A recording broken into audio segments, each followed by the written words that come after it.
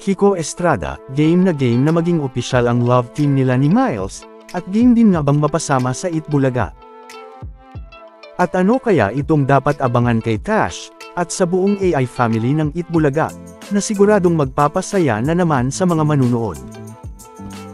May bago na naman ngang aabangan sa Itbulaga, lalo na nga sa segment na Gimme 5, kung saan ay kasama nga ang AI family ni Tash dito.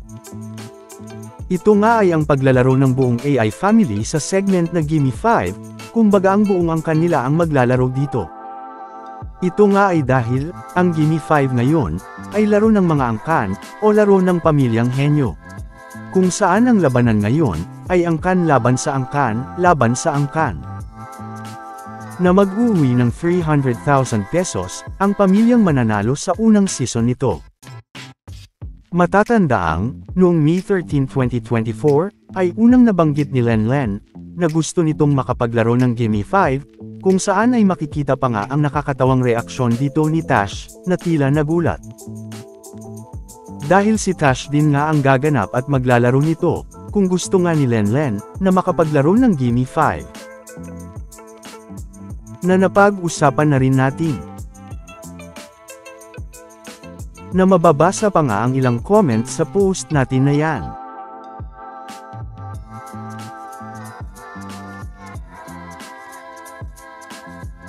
Naulit pa nga yan, dahil noong Lunes, May 27, 2024, ay si Mommy Josie naman ang nagsabi nito, na kailangan na daw nilang mag-practice, para makapaglaro ng Gimme 5, kasama ang buong AI family.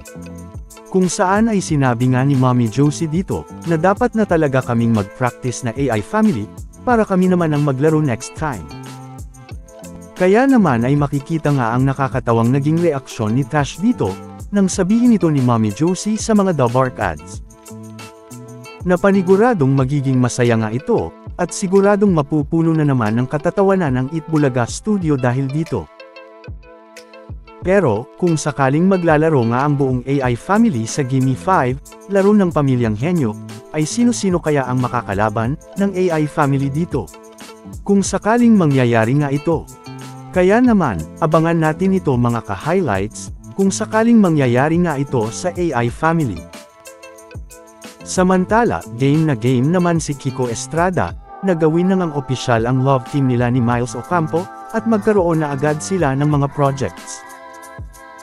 Na matatandaang, nagsimula nga lang ito sa Itbulaga, at kahit na hindi pa nga sila opisyal na love team, ay talaga namang sobra silang kinakikiligan ng mga netizens, at ng mga manunood, ay talaga namang makikita ang suporta sa kanila ng mga fans.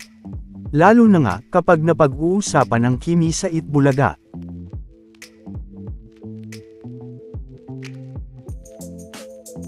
Pero ibang level na nga ang kilig, kapag bumibisita si Kiko sa Itbulaga.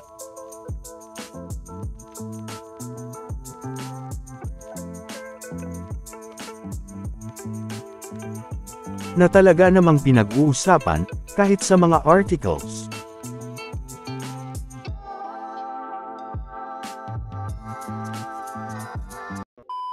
Welcome back mga ka-highlights.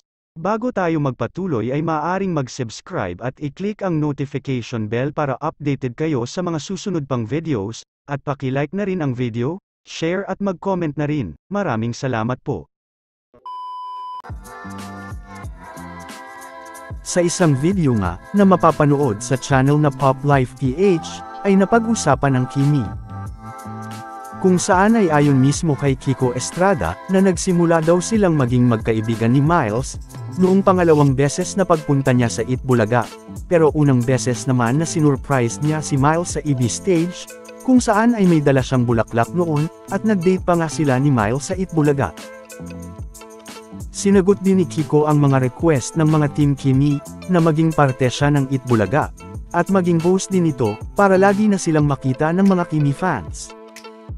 Kung saan ay ang sagot nga ni Kiko dito, na hindi daw siya marunong mag-host, at hindi din daw siya high energy, gaya ng mga Dabark ads host, lalong-lalo na si Miles kapag nasa studio. Biro pa nga ni Kiko dito, na kung tatanggapin daw niya ang pagiging host ng Itbulaga, ay kakailanganin daw niya lagi, ng 10 espresso kada umaga, para masabayan niya ang energy ng mga Dalbark ads. Tila handang-handa na din nga si Kiko sa mga posibleng projects nila ni Miles, teleserye man, sitcom, o kahit sa big screen pa yan. Dahil isa din ito sa mga napag-usapan sa video, pati na rin ang mga fans na talaga namang sobrang kinikilig sa dalawa, mapaanong edad man. Na kung saan, ay ang sinabi nga ni Kiko Estrada dito, na dapat daw ay bigyan na ng project ang Kimi, para nga syempre, ay maituloy na ang kilig ng mga fans dito. Na kung mangyayari nga, ay paniguradong walang kaduda-dudang susuportahan, at talaga namang papatok ito, teleserye man yan, sitcom, lalo na nga sa big screen, na paniguradong blockbuster. Gaya nga sa isang video natin, na mababasa ang mga excited na comments nila, kung magkakaroon nga ng project si Kiko at Miles.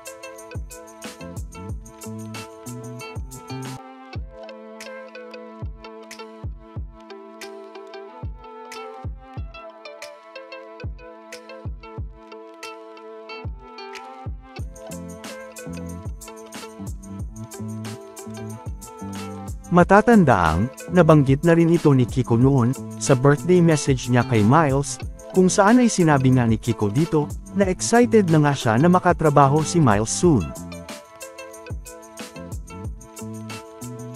Na dahilan nga, para lalong kiligin ang mga team Kimi, at maging excited dito.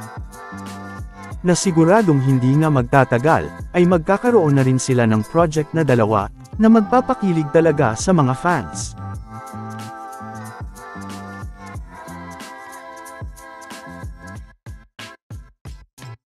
Samantala, ano naman ang mga masasabi nyo, patungkol sa mga napag-usapan natin, sa video na ito?